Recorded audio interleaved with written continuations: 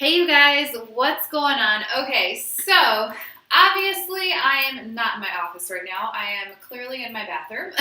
But what I wanted to do for you guys is just do a little something different and kind of give you more of a visual when it comes to the topic that we're going to be talking about today. So what I want to be chatting about are our measurements, our before and after pictures, and our weight. So these three things that I'm going to be talking about all go into the part of this whole tracking process, right? So when we start out on our health and fitness journey, we don't want to start out by not having like a baseline to start from, right? Like we always want to know where we start. That way, over time, as we progress throughout our journey, we can really see, okay, after week 1, after week 2, week 3, week 4, month 1, month 2, and so on, we can really start to see how much our body is actually changing.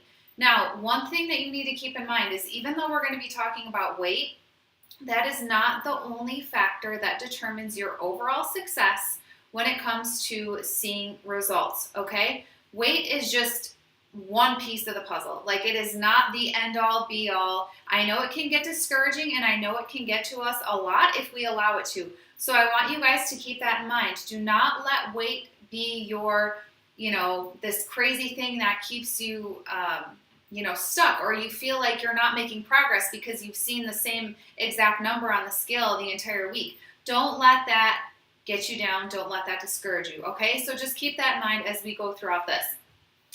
So the first thing I'm going to be talking with you guys about is obviously you're doing a program. So whatever program you have picked out, I want you to open it up in Beachbody On Demand, or if you have the booklet itself, the startup guide, open that up, turn on Beachbody On Demand, open the startup guide.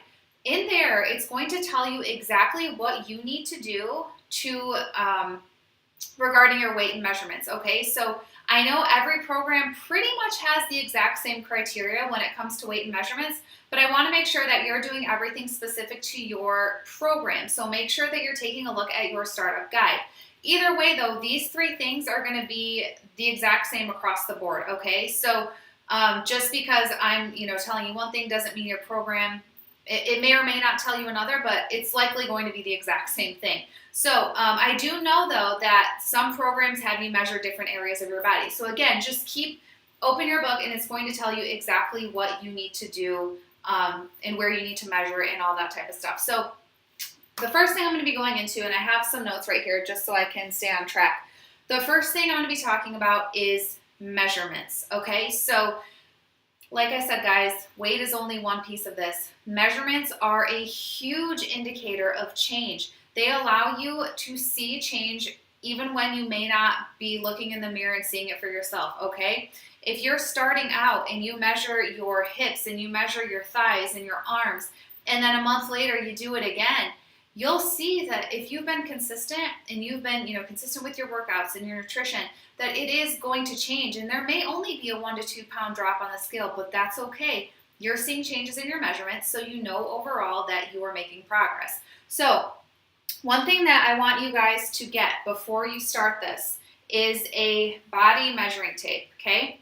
This I actually got a few years back from Beachbody. I think this was from the first time I actually did Insanity. They sent me a measuring tape, but you can buy these things anywhere. I found them at like craft stores like Michael's or Joann Fabrics. You can get these at Walmart. You can get them anywhere. Usually they're in the craft section though, so make sure you go there and check that out. But you want to get these. They're like maybe $2 to $3 max. So what you're going to do, again, is look at your specific program and see what areas of your body it has you measure. It's likely going to tell you if for some reason it doesn't, which it will, but I always recommend measuring the exact same spot every single time and marking it down on a piece of paper where you are measuring. So what I recommend, always measure across your belly button. That is like something, that's a spot on your body that's never going to change, and you're always going to know exactly where to measure. So when you take this thing, start it here, wrap it all the way around, and make sure that if you're measuring yourself, okay, if you don't have someone there to help you, make sure that if you are measuring yourself, you're doing this and you've got your measuring tape. Now, obviously, you're going to want to measure on a bare stomach. So let's pretend that this is up, okay? So you're gonna wanna measure on a bare stomach, but if you're measuring your body by yourself, you never wanna be looking down, okay? Because that's gonna add inches that aren't really there. Because your body is going to be in a weird position, not standing up straight. So we always want to make sure that we're measuring our body standing up straight.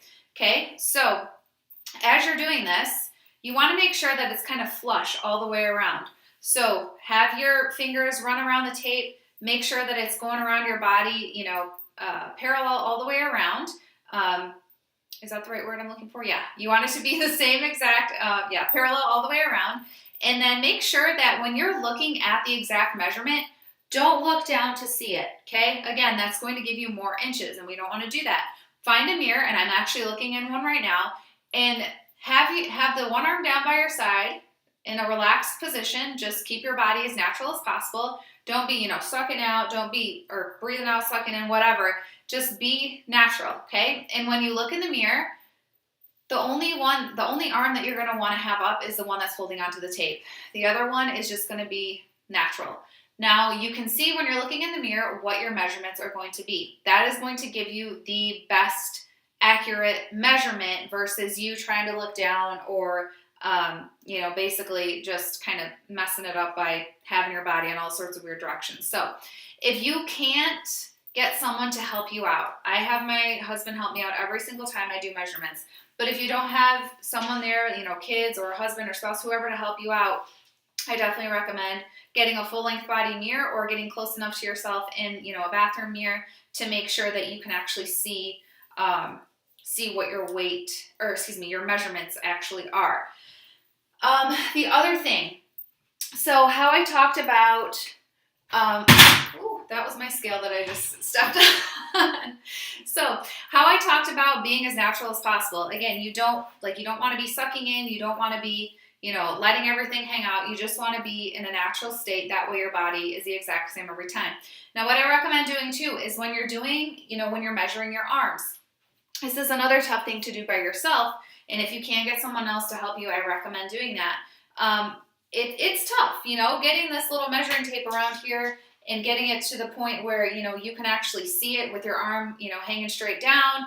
It's tough. So I definitely recommend getting somebody to help you out. But if for some reason you can't, do your best to actually, I don't even know if I'm going to try this by myself. I'd get somebody to help you. Let's be real. But if you can come up with a way to actually do this on your own, and I'm actually going to get it right now. See, here we go. All right, I'm on my bicep. And what I like to do is measure, so I start on my armpit right about right here, and I like to be about 2 inches down from that. So if you can kind of estimate, or you can measure it if you want to get the same exact spot every time, I like to go about 2 inches down so I'm right across my bicep. And then you can, again, keep your arm down by your side and look in the mirror to see exactly where you're at for your measurement. So you don't want to be, like this. You just want your arm to be as natural as possible. Same thing with your thighs. Your thighs are a little bit easier though. So the areas of your body that I always recommend measuring are your arms, 2 inches from your armpit. I recommend doing your stomach. I recommend doing the lower part of your stomach because, this is kind of like right above your belly button. So if that's your waist, do that. I know my waistline's super weird. I don't know. I measure my belly button just because I know that's my belly button's not going anywhere, so I can always measure there. I like to measure at my waist, which my waist is above my belly button. If your guys' body is not like mine, maybe you only have to measure your belly button across your belly and you'll be fine. But I like measuring up here, and then I also like measuring my lower abdomen just because I know I hold a lot of weight and a lot of extra fat here, so I like measuring that part of me as well. And again, you can, just do a measurement, an inch below your belly button, 2 inches below, whatever you want to, just to make sure that it's the exact same every time. But whatever measurements you decide that you're going to have on your body, make note of it in your notebook. Get a little notebook or a journal or something that you're going to keep everything logged into every single week when you're doing this. And make sure you say, okay, I measured 2 inches below my belly button. That way, when you come back to it, you'll be like, oh yeah, you're not going to say, oh wait, where did I measure again? Was it right here, there? You have no idea. If you have it written down, you will know and you will be all set to go. What I recommend for measurements also is doing them first thing in the morning. And this applies to your measurements, your pictures, and your weight. I always recommend doing it on the same day every week if you can, and at roughly the same time. Now, what I recommend is doing it first thing when you wake up, okay? Because this is when your body is in its most natural state. You haven't eaten anything in a few hours. You've probably been sleeping for 6 to 8 hours, and your body is it's not full. It's not retaining a ton of stuff from the meal you just ate. It's pretty. It's in a good state to be measured and stay consistent over time. Now, if you say, okay, well, I forgot to measure myself this morning. Now it's Sunday. I know I'm supposed to do it every Sunday. I'm going to do it tonight. I would recommend just doing it Monday morning. Don't do it on Sunday night because your weight is going to vary. You're going to be probably 3 to 5 pounds heavier than you would be in the morning. Your waist is going to be a little bit bigger because you've been eating throughout the day, retaining fluids, that sodium that you've been consuming. So there's so many different factors that go into it. So what I recommend for everything, weight, pictures, and measurements, do it first thing in the morning. And the easiest day of my week is always on Sundays because I know I'm going to be home. If I'm not going to be home, then I can, come home and usually I'm home on Sundays. Sometimes I've honestly taken my scale with me. You don't have to do that by any means. If you know that you're not going to be home on Sunday, do it on Monday morning. But do it on the same day same day every week. Sundays are my recommendation just because it's easy. You have family home, they can help you measure, and it will be consistent over a period of time. Doing it this Sunday, then 7 days from now, doing it next Sunday, so on and so forth. Okay, the next thing I want to talk about is weight. This is going to be the thing again. You want to do it first thing in the morning.